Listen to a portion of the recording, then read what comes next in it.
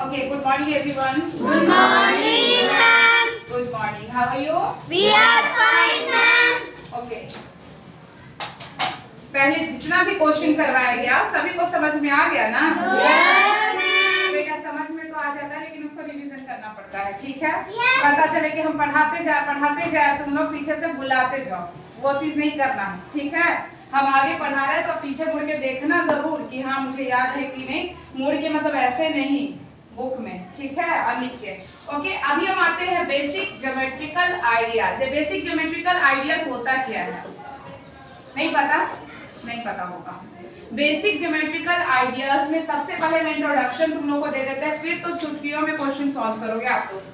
अब देखो इसको नंबरिंग हम दे दिए है, पॉइंट, लाइन, सेगमेंट, लाइन, रे, इंटरसेक्टिंग लाइन, पैरेलल लाइंस, ठीक है? अब इंटरसेक्टिंग लाइन किसको बोलते हैं, लाइन सेगमेंट किसको बोलते हैं, किसी को पता है? पता है? लाइन सेगमेंट नहीं पता है। पॉइंट किसको बोलते हैं ये पता है, पर तुम लोग डिफाइन नहीं कर पाओगे कि पॉइंट आखिर बोलते किसको है। देखो अब कोई भी ऐसे पॉइंट ले लेते हैं, ये पॉइंट है, इस पॉइंट का नाम हम पी रख लेते हैं। ओके, इस पॉइंट का नाम क्या? पी रखिए। तो ये जो पॉइंट दिए हुए यही तो हमारा पॉइंट हुआ है ना? इसको तुम लोग को बिल्कुल सिंपल लैंग्वेज में समझा रहा है ताकि अच्छे से यहाँ पे आ सके, स्टोर हो सके।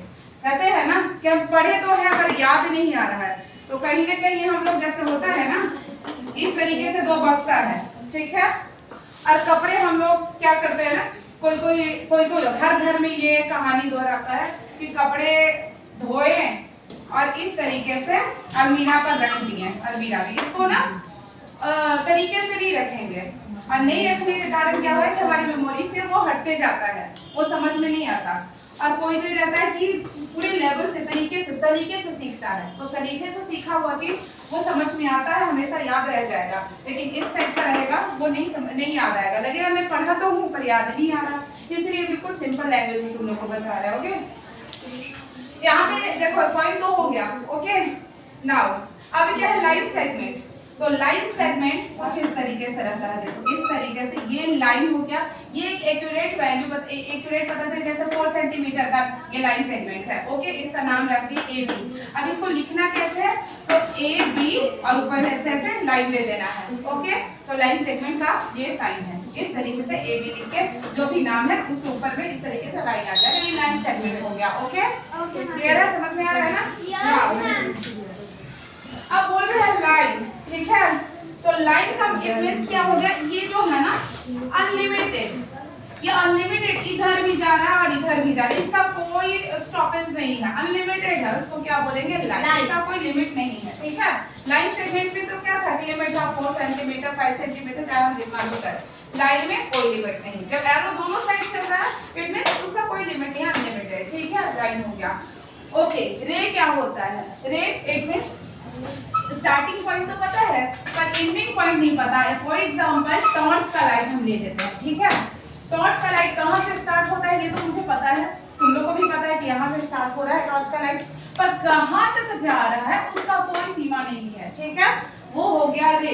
रे कैसे करोगे, इस तरीके से, इसका लाइनिंग का तरीका कुछ ऐसा है। ओके, अच्छा इसका हम नहीं बताएं, इसको किस तरीके से करें, जैसे इसका नाम अगर हम P और Q लिख देते हैं, P और Q, तो इसको कैसे लिखा जाएगा देख लो, ऐसे करके इधर रो और इधर रो, इस तरीके से अगर रहेगा ना इट मींस PQ लाइन है। ओके, नाउ रे में आते हैं, तो अगर इसका हम नाम लेते P एंड Q, तो P एंड Q ऐसे करके और ऊपर में रो, इस तरीके से बना देंगे। ओके, समझ में आ रहा है सभी को? Yes, ma'am.